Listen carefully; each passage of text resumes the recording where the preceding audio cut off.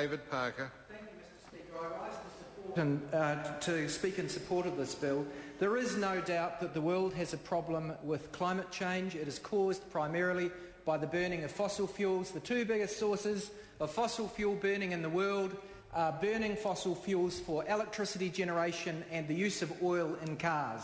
Now, if you want to reduce greenhouse gas emissions in the world, you have to reduce them from those two sources. If a country like New Zealand cannot do well in respect of reducing the source from our electricity generation, who can? We are one of the most richly endowed countries in the world with renewable electricity. Indeed, there was a phase in New Zealand when we already had 90% of our electricity coming from renewables. We went backwards after that because we didn't understand back then the threat of climate change, and we discovered an enormous pool of gas in Maui gas. As a consequence of that, in the years following the development of Maui gas, our percentage of renewables went back to under 60% of renewables when it went to its lowest. We in government, in Labour, turned that around. We actually turned the energy settings of this country around, and we set the country on a course back to 90% renewables by 2025.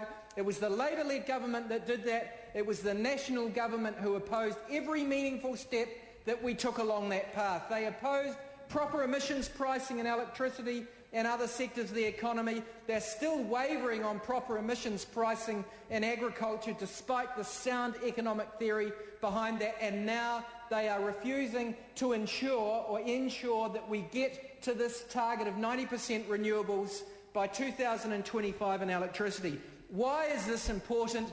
For exactly the reasons that were enunciated by the previous speaker, but misunderstood by him.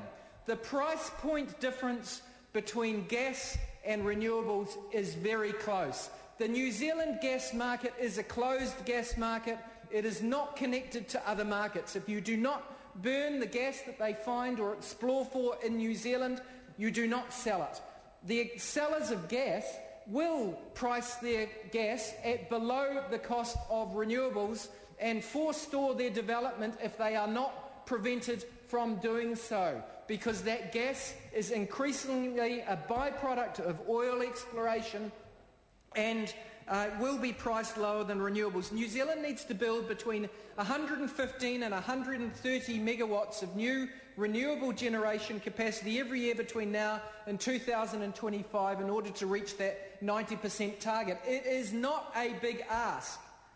But if a 400 megawatt gas-fired power station is built and it has a life of 30 to 50 years, that's 3 years of that demand growth not there for renewables. We know that our renewables are cost competitive. We know that geothermal and wind are already cost competitive because they are being built. But they could be undercut marginally by gas. And what's the National Party response to that? Well, we have Jerry Brownlee, the Minister of Energy this week, coming down and saying the big development in energy this week or this year is gasification of coal in the Waikato.